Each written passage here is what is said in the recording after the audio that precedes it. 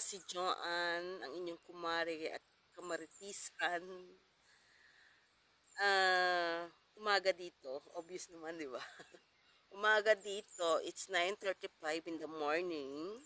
Good morning at good evening dyan sa Pilipinas. Magandang gabi. Ngayon, medyo masasabi ko maganda-ganda yung panahon. Actually, medyo maulap pa rin. Maulap, ah, kulimlim. Mamaya-maya uulan na naman kasi ilang araw na umuulan dito sa lugar namin. Pero ngayon maganda. Maganda-ganda ngayon yung panahon. Hindi maulan. Kaya ayos siya. Yan, dito ako ngayon sa likod namin. Ito yung likod ng bahay namin. Yan, tahimik. Tahimik. Wala kang masyadong makikita ng mga tao dito. Puro nasa loob ng bahay kasi nga malamig. Malamig. And then, tahimik. Ayan, maririnig mo lang yan. Yung, ano na yan, tawag yan, uwak. Kumbaga sa Pinas, uwak. Noong unang dating ko dito, takot ako niyan. Kasi ang dami dito ng uwak. Diba sa Pilipinas, ano yan, sabi nila, pag nakarinig ka niyan, may aswang. So, noong una, takot ako niyan. Kasi ang dami nila. Tapos, kada umaga, hinahatid ko yung mga anak ko. Pupunta doon sa taas. Yung taas na yan, kaya yung parang ano namin, yung bahay na yan. Kita mo yung kulay blue na yan. Kumbaga dito, parang yan yung ano namin, yung barangay, parang ganyan. May mga meeting dito sa place namin, ginaganap yung mga meeting. Tapos, yung highway dyan, yung taas na yun, doon, hinihintay namin yung bus ng mga anak ko. Every morning yan, every morning, nag-start kaming maglakad na papunta doon ng mga 7:20 kasi yung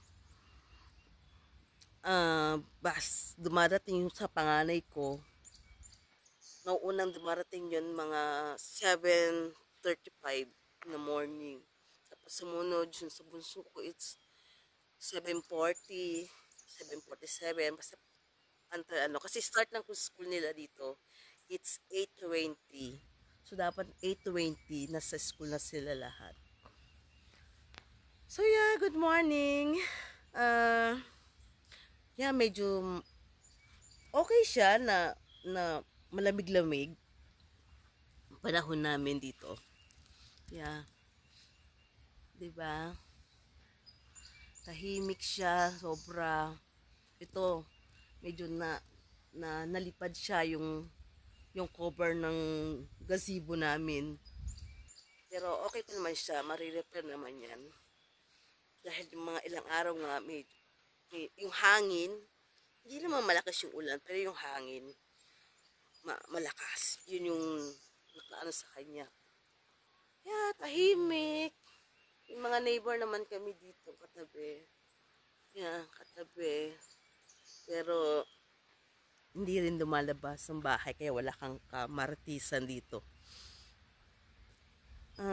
Yeah. Simpleng life sa Georgia, pero simpleng pamumuhay. Pero, yan yung napakasaya. Yung simpleng buhay. Pero, happy kayo. Happy kayo sa bahay. So, we thankful and be glad kasi nakarating kami dito sa US after 4 years waiting. nakarating kami. Last year kami dumating dito sa US actually. Last year ng April 20, actually, April 30, 2023 kami dumating dito. April 30, 2023 kami dumating dito sa US. So, ngayon, ilang months na kami, medyo recover na rin kami sa, lalo na yung weather dito. Talagang weather kahit summer, malamig. Malamig talaga. Pero ngayon, medyo naka-adjust na kami kahit pa paano. Pero may time talagang asing malamig sobra. Pero ngayon, medyo okay na kami. Yes, simpleng buhay. Pero masaya. Kasi kasama ko yung dalawa kong anak. May anak ako dalawa sa una.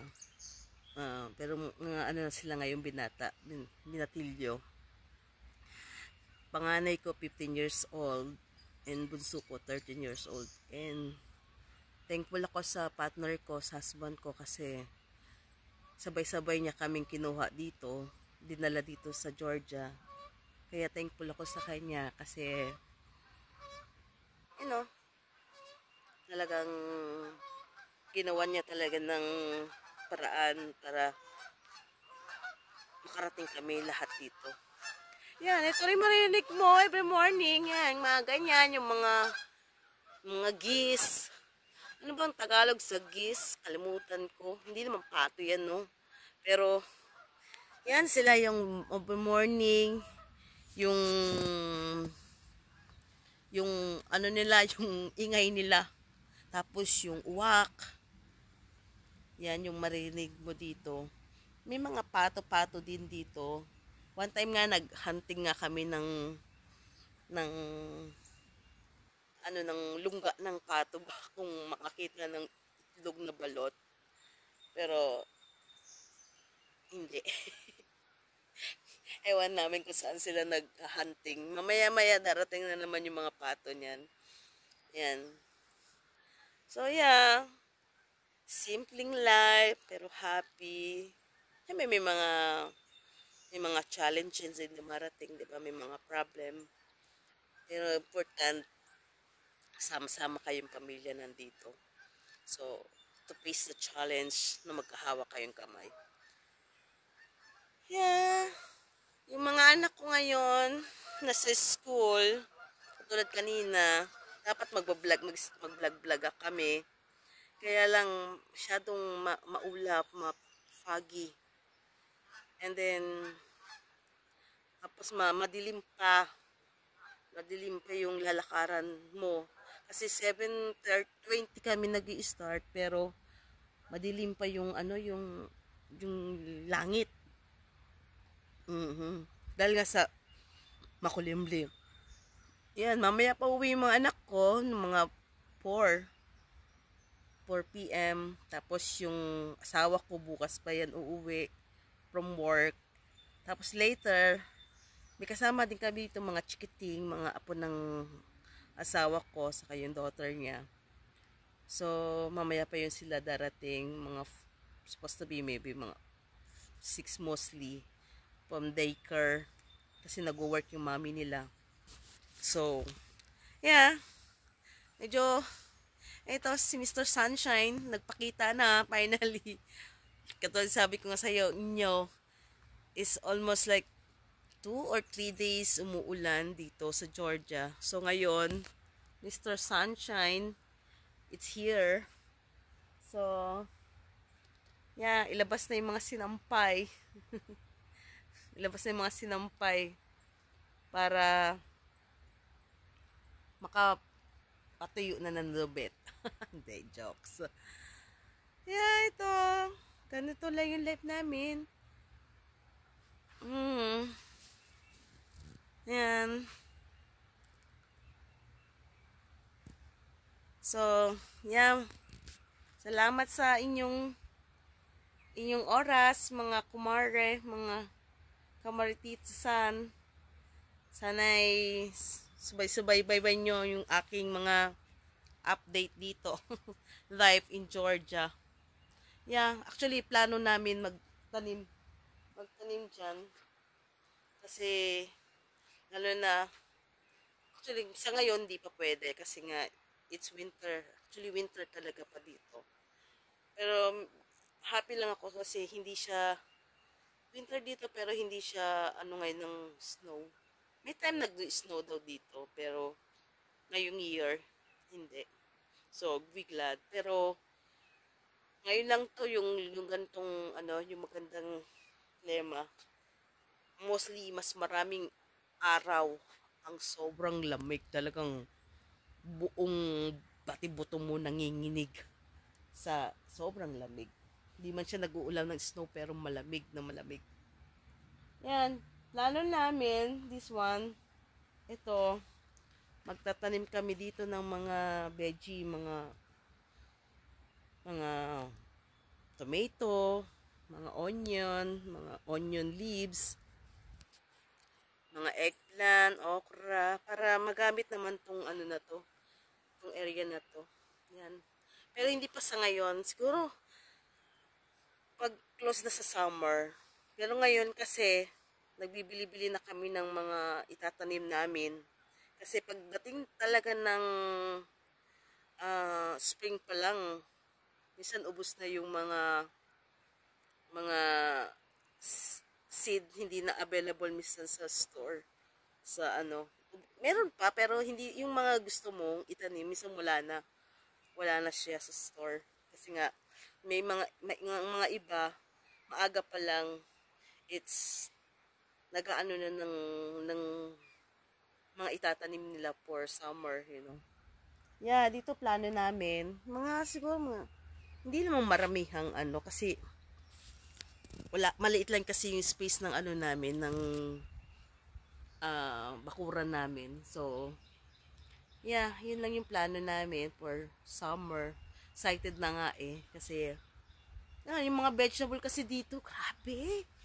Alam mo yun, yung sa Pilipinas, pagkano lang, 10, 20, depende sa gulay at dami ng tali.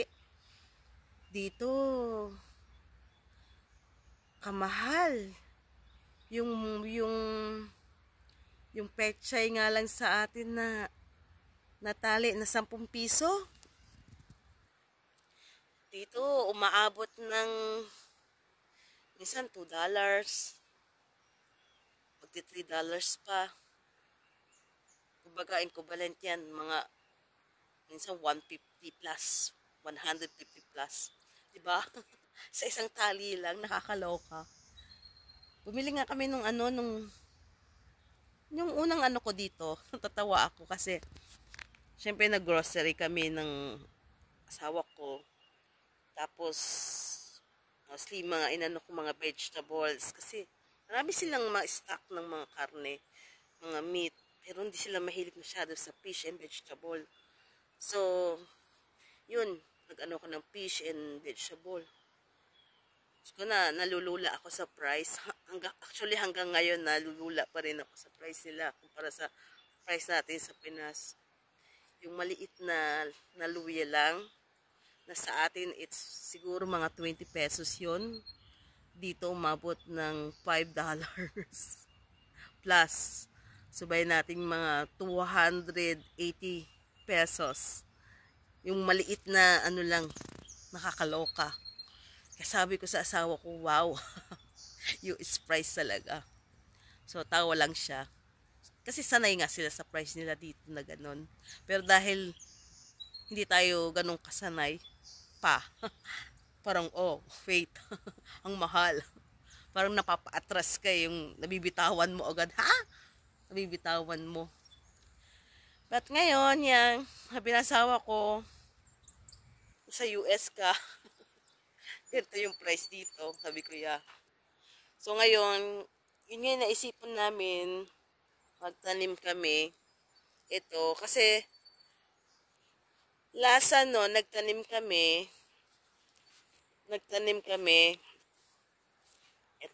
ito, pero dahil nga,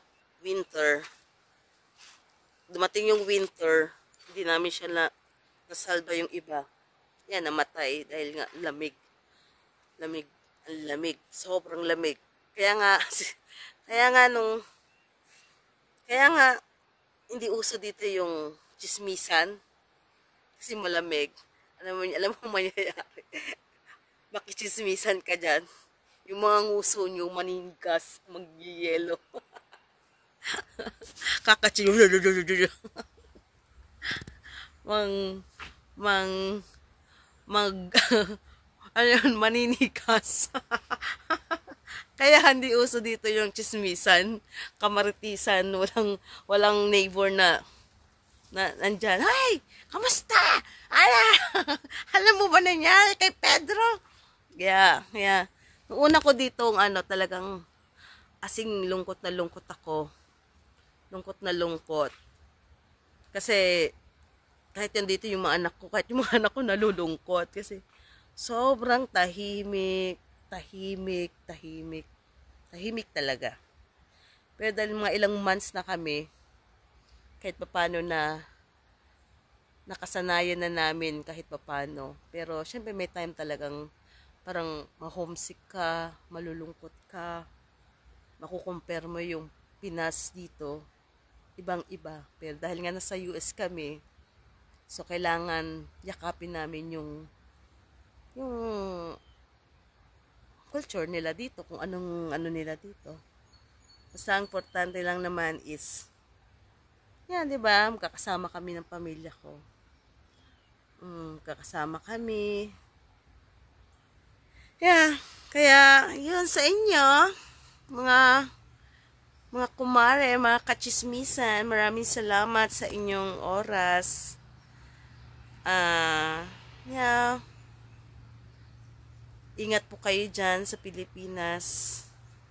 And yan, maraming salamat sa inyong panonood sa aking